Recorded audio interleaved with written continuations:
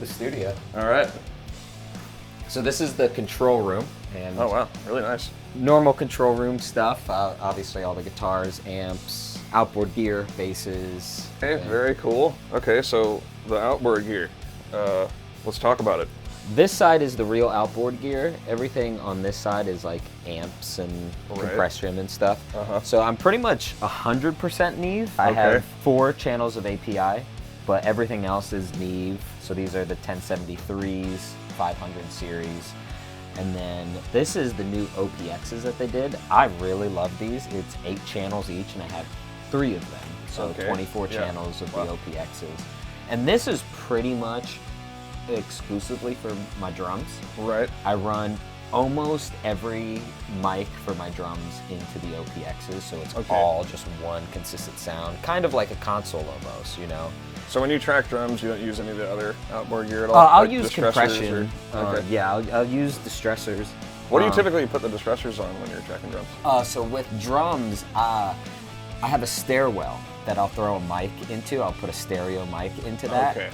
And it makes, it's like the secret weapon. Yeah, I'm sure it is. And it really fattens everything up. And so what I do is I track it twice. So I'll patch it in a way where it's going direct to Pro Tools, unobstructed by the distressors, and then I'll send it with the distressors as well. So it's a compressed and uncompressed version, and then I can pick and choose. And then all that do you stuff. like when you're putting that through the distressors? Do you run that pretty like hot, like you're probably squashing it pretty good? Typically it's very light. Honestly, it's very subtle because it's almost like a big echo chamber. Yeah, that probably sounds freaking awesome, especially for like the snare, opening it up. It honestly, because you'll see the drum room, it's pretty tight, but you keep a couple doors open, throw that mic in the stairwell, and it makes it sound like a big drum room. And it took a while to figure that out when I moved into this space, but then once I did, it really opened up my mixes and made it huge. Very cool. And so there's some stuff that I'll throw the APIs into, like the hi-hat ride will go to like APIs and like maybe kicks, because I'm pretty sure I use 4 mics for the kick. I'll do like an in, an out, then a moon mic, and I'll do one of those 91As in as well. So that's 4. So I'll use some of this other stuff, but pretty much the OPXs are exclusively for drums. And yeah, I just like the consistency there. And then everything runs through the patch bay. So even the Kemper, the 2 Sans amps, which I love. When I record bass, I pretty much just do 2 or 3 signals. So I'll feed into the Fat Boy, which is just a DI. And then depending on the type of song, I'll either go through the Getty Sans amp or the RBI, which this is like basically a replica of their bass driver. And so it's just in a rack form. The original like pedal. Yeah, and I have a couple of those. I love that fucking pedal so much. So I wanted it in a rack. Yeah, that's awesome. And so I have that, and then sometimes I'll also DI just like a clean Neve or something. But usually it's just those 2 signals. Again, sometimes it's also this. But then it depends what the song calls for. I have a 810 cabinet that I'll mic up, and this is technically a bass head. This is the Lemmy Kilmister signature Marshall. So you got the little Lemmy. Yeah, the Murder one. Effigy. So this is technically a bass amp, and I'll record bass with it at times. But I use this predominantly as guitar amp, because it's just, it is a guitar amp. It's a modded guitar amp to be his bass sound. But then I use it for guitar. So it's it's doing all these gymnastics. But it sounds awesome. Probably sounds great. It sounds great. I have not heard that one. Yeah, it's pretty sweet. And then for converters, what do you got going on over here? Yeah, so it's really just 2 Apollo X16s, so they don't have the built-in pre's in them. Because I do have 32 channels. So 32 outs with the mic pre's, right? 32 ins, 32 outs. And then I have the little twin Apollo up there. But I really only use that to control my speaker volume and for extra DSP. There's really no functionality with that outside of that. I first bought that because when I was traveling a lot of touring, it was like a mobile studio rig. Yeah. And then while it's not on the road, I put it here and get the extra DSP. Yeah, I have one of those too, and I'm looking to expand. All the headphones are these Avions. Okay. And you'll see them scattered throughout the house. Every room has them. And I keep them in here because sometimes I'll record vocals in here if I'm demoing or even finalizing a track, just myself, no engineer, no producer. I can't like monitor this and run into another room. Of course. And so I'll just mute the speakers and jump on the headphones. And this is the control room, so it's pretty sound adjusted. Yeah. So vocals sound great in here. And I've recorded acoustic in here as well. But mostly it's just guitar, bass, and then sometimes. Very cool. This is the amp room. Yeah, okay. Absolutely. And so pretty much everything out here, any of the heads are being sent into here, and then I have a bunch of combos. Dang. I also use this as a vocal booth because this is like the deadest room. Once you close that off, it is just super dead. Totally. Acoustic guitar has been recorded in here. Trumpet has been recorded in here. A lot of things I use this like kind of as like an ISO booth, vocal booth, but it's big enough to store a bunch of cool stuff. So a lot of combos, jazz chorus for your perfect clean sound, Box AC30, and then I have two cabinets. This is what I mainly use. So right now, that's what the heads out in the control room are being sent to. Yeah. But it's just a speaker cable, so if I want to throw it into the Mesa, I can. And that actually, the Mesa has a ribbon mic on it right now. Gives you a slightly different sound, obviously, as opposed to warmer. just like, and that's a smaller cab. Is it 412s or is it? This is a 412, that's a 212. 212, yeah. Okay. I was thinking it looked bigger than a normal 212, but smaller than a 412. Yeah, Mesa stuff is usually pretty bulky, which makes it so good. But, so yeah, everything gets run into here, and then I have a couple more combos. A lot of 57s. A lot of 57s, and the other mic next to it, that's a Beta 57. I really love the Betas. Me too. Really love. I love it on everything. I had it as my bottom snare mic. I love it as a vocal mic for live performances. They make a Beta 58 as well, obviously, but I really love the Beta 57 and combining the two. So that's why most of the amps have that, but then the cabs, they're their own beast. Yeah, of course. And so I do the 7Bs, and so this stuff changes every once in a while, and you know, mic positioning changes because the speakers vibrating a little bit differently today, as opposed everything's to going to matter, like the person, the way they play. Exactly. Like, could come out of the speaker and just not sound right as the next guy. I try to keep stuff pretty much set up so it's kind of plug and play, especially the Marshall, because I use the heads more than I use the combos. The combos I look as more like subsidizing anything I can't get out there, because most of the stuff I do is pretty heavy, and as much as I love the sound of an AC30, it's not going to give you the modern high gain sound that a dual rec would give you. So, but it could be really cool for, like you said, for like supplemental stuff. Yeah, exactly. And you know, sometimes this track doesn't need as much distortion, so you go with something like that. It really depends on the track. And that's how I look at everything I own, is like, they're tools. Yeah, of course. They're tools, and anytime I buy something else, it's like, okay, I don't have a hammer. Now I have a hammer. You know what I mean? Of course. And so that's how I think about buying gear now. It's like, okay, how many Strats do I need before you get a Telecaster or something like that, you know? Yeah, of course. And then what about these cabs here? I haven't seen those before. Yeah, so this is these are Bergantinos. It's two different ones. So this is a 112 and a 210.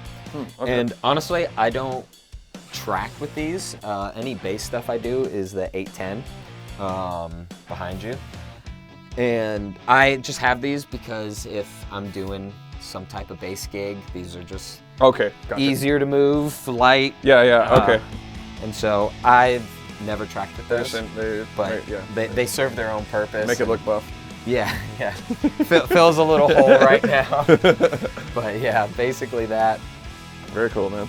And then, yeah, like on this side, I have another, that's a PV bass head.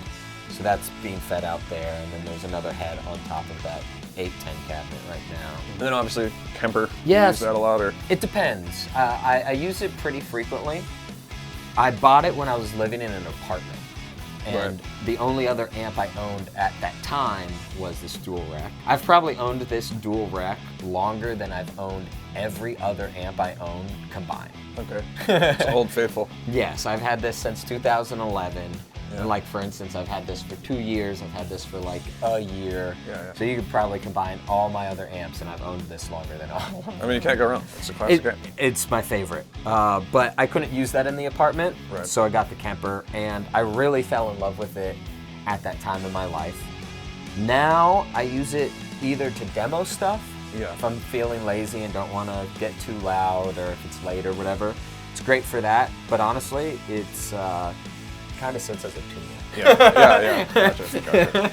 You might find some sort of utilitarian purpose for it one day. Every once in a while, I've used it on like final tracks for really weird, far out there like special effects stuff. Exactly. But mostly in here, it's used to demo or just a tuner. Yeah. And it's a great tuner. Yeah. It's the world's most expensive tuner. There you go. I love it. Yeah. So that's that, but let's show you the live room. Yeah, let's do it.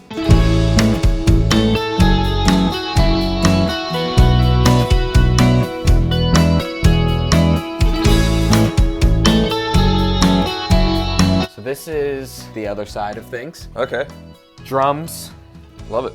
Acoustic guitar pretty often. Sometimes I'll do acoustic in that ISO room. Okay. And then I've done cello out here as well and other things. But this is the drum setup I've been working with for a couple years now. I love the kit, dude. Yeah, it was really cool. It's something a buddy sent me online. It was only like $1,200. Yeah, definitely. Vintage Tama. Yeah, vintage Tama from the 80s, late 80s. It's a Grand Star. And it's just super cool, super vibey. And when I bought that, I actually painted my piano red and repainted this whole room to give it just a completely different vibe. Okay, cool. So mics, again, I have 4 on the kick right now. Yeah, you got your sub. Yeah, so that's the DW Moon mic. Okay. But it's just a sub kick. Yeah. It's really no different. And then I have the 91 inside, as well as a 52 kind of like splitting the difference of in and out. Mm-hmm. And then this is a Neumann TLM. I can't remember what TLM it is, but that's my out mic. And then every once in a while I'll put something kind of by the beater, nothing set up right now, or I'll put something behind me going between my legs, pointing at the beater. But it just depends on what I'm doing and yeah, absolutely. What mics are being used for what reason and stuff like that. And then double mics on the toms, always up and bottom, or top and bottom. On top I have the Earthworks DM20 and then the classic 421s on the bottom. And sometimes that'll change. I'll, reverse 421 on the top. Yeah, it just really depends. I like the small footprint that the DM has on top because they're not even mic'd. But sometimes miking the floor toms with the 421. Sometimes drummers are a pain. They have their setup is so tight. Yeah, that too. I'm gonna put a splash 2 inches above the rack tom. Yeah. And then the kick is a 24? 24, yeah. So it's a 14-inch snare, obviously, but then it's a 13, 16, 18, 24. Sick. And sometimes what I'll do is actually, if you notice on the 16 right now, it's actually upside down. Okay. So the heads are on the top and bottom reverse because I'll rack it a lot. Oh, so I'll ditch the 13 and have a 24, 16, 18. Wow.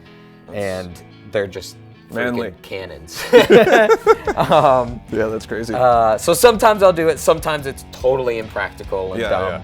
But it's a lot of fun. It's a lot of fun. So 24, 13, 16, 18. And for snare right now, I actually have the Taylor Hawkins signature Gretsch. And a lot of times when I track, I'll rent, my buddy has one of the original Tama Bell brasses. Yep. And I'll rent that, and it's the best sounding snare ever. But It's a great snare. other times I use this, and I really love this. I am a big Taylor Hawkins and Foo Fighters fan, but it also is just a great sounding snare. Like, I have no problem calling people out when they release something that's meh, but like, this is a great snare, and that's why I own it. Like, sure, it's cool that it's one of my drum heroes, but it's a you like the sound snare, of it. You don't care about the labels as much as if it sounds good. And then all just Remo Imperial Ambassadors, sorry. And yeah. Okay. I have a collection of cymbals that rotate. This is just what it is right now, but and this is pretty standard, except usually I'll go 15-inch crash, which I think is over there right now, but you know how it goes. You're a drummer, so yeah, you gotta shoot everything out, man. Yeah, pick the best stuff. And sometimes that crash is just the right one for this song, or that ride is better for this song. So, and then Avioms again ran throughout the whole house. And you got a 57 and KSM. condenser. Yep. Yeah. So a condenser and then a dynamic, the classic 57, and then the KSM condenser on top, and then on the bottom is the Beta. And you got pretty decent lighting in here.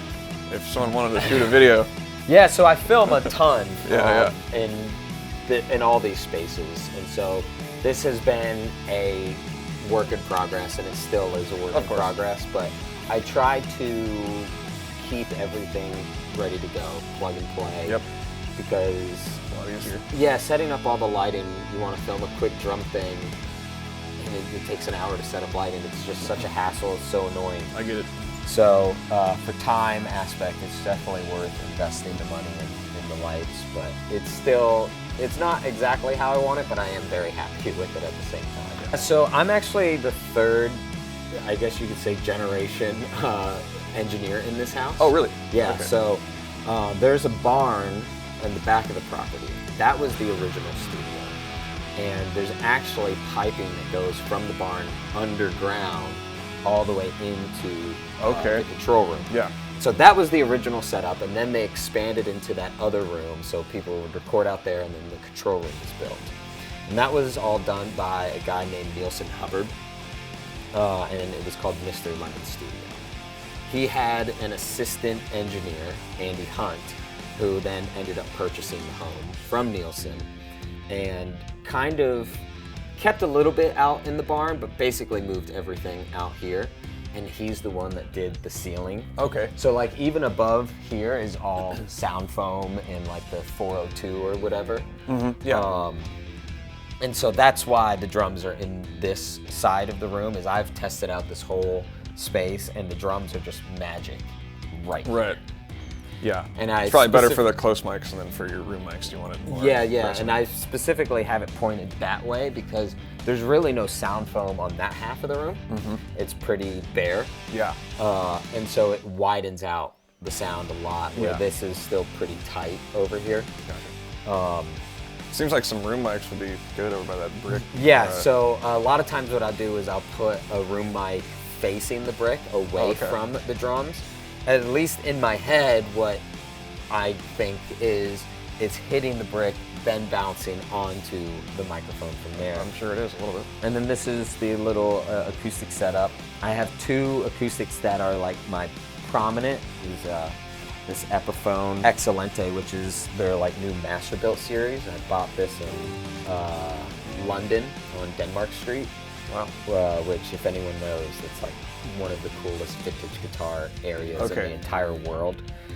So I bought this, and it just sings. And so this is kind of one of my mains, as well as I have a Yamaha that really gives me the acoustic sound that I love. And then everything else is just kind of supplemental. Like I have a classical, I have a 12-string, and then sometimes you just need a different acoustic sound. Yeah. And these are very rich, bright, full sounding. Sometimes you need a parlor, so it just really depends on what I'm doing.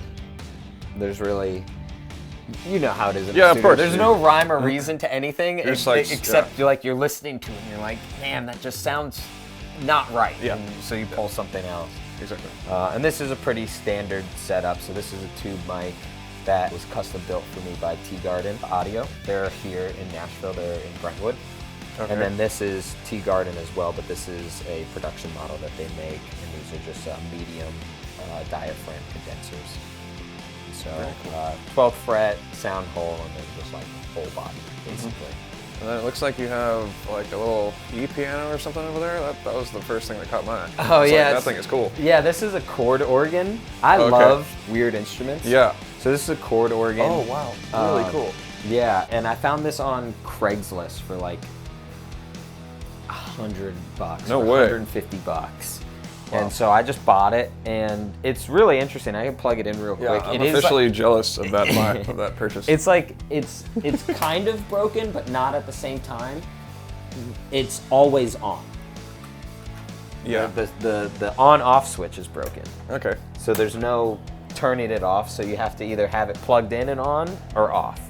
But Okay. so yeah. you have just little notes, you have major and minor chords. And then you can Oh, so that's like so cool. air is blowing, it's kind of like a harmonica almost. Yeah. Yeah. Air is blowing through this whole thing, and so when you hold down a note, yeah. Yeah. air is just blowing through it. And then same thing That is down so cool. here.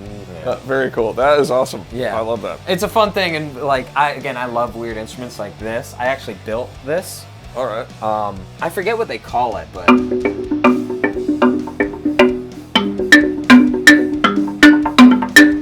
Cool. It's kind of like an X-Files. yeah. And I actually put a pickup in here, Okay. and there's a mic or there's a guitar jack, and so you can plug this into any 1/4-inch jack, whether Wow. that's a guitar amp or a DI or anything. And so you can add effects, and I've yet to record with it, but I like woodworking. It's just like a hobby okay. of mine. Wow. Yeah. It looks And like you did a so, pretty good job. Yeah, built that, and it's heavy because it's basically solid maple with a mahogany top and bottom. Okay. Wow. Yeah, Very so cool, man. All here is solid maple. Wow. Up here. Did you have like a plan from somewhere or something, like how to get the key right and everything? Well, so this was CNC'd. Yeah.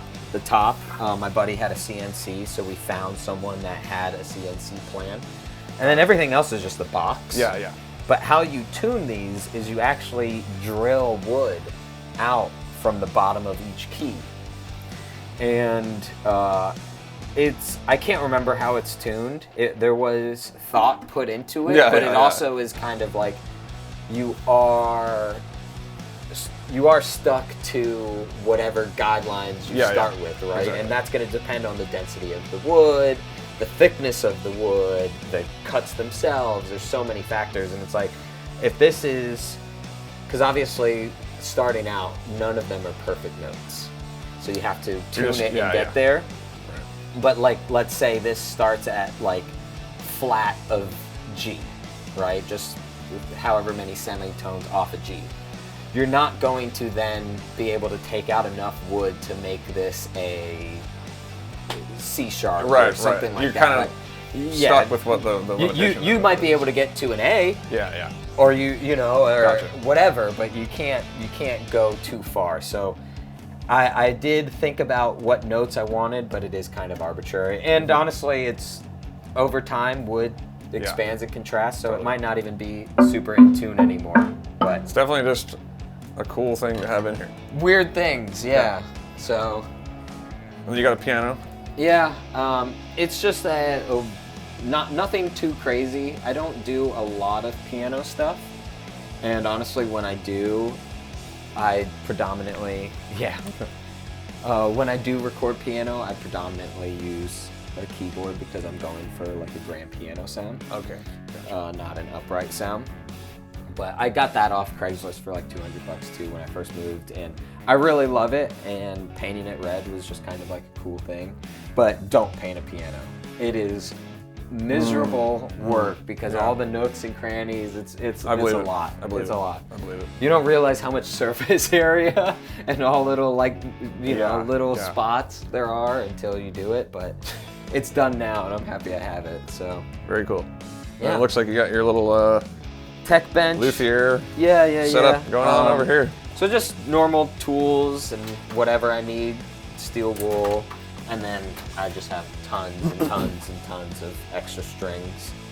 All right, nice. Because I personally, demoing is different, but when I'm tracking in the studio, I switch out strings every song. Bass, guitar, anything I do, if I use that guitar for like more than an hour, it gets a fresh set of strings. So I keep a little bit of everything in stock, but then like the 10 to 52s and the 50 to 105s, those are like my go-tos, and so I keep an abundance of those, and then everything else is like, all right, if I need 11s because I'm tuning down, or if I want to go to 9s because I want to really bend the hell out of the solo, you got everything. I'll do stuff. And I use Ernie Ball basically exclusively, but I do have some other things. I have some Diodarios, I have some Elixirs. I keep some other stuff around, but I've been working with Ernie Ball for years now, so I just keep their stuff. This is my mic locker. It's a closet, but it's also my pedal closet, which the pedals, like, again, I look at them as tools. Yeah, okay. Quite a few pedals in there. Yeah, I love effects. That's like my main thing, is I like pedal effects. I'm not a huge distortion pedal, even though I have a decent amount of distortion pedals, but mostly I get my distortion from the amp. But yeah, bass stuff, and then I have my modulation, tuners, whammy wah, volume, distortion, and then like talk boxes and random weird whatevers. Very cool, man. But then this is probably like one of my secret weapons of my mic. This is a company here out of Nashville. Oh wow, that's really cool. That is a ribbon mic, stereo ribbon. Right, though. and it's already in the right position. Yeah. That's really cool, man. I need to get me one of these. Yeah, it's awesome. Again, they're here out of Nashville. They're like this small boutique company, and that's what I'll put in the stairwell a lot. I'll sometimes use that for piano or for acoustic. It gets a lot of use because it's so versatile. Yeah, and it has it labeled. Really cool. Yeah. Wow, So that's awesome, man. that's like that is a secret weapon. Yeah, for sure. it's definitely something that you don't see everywhere.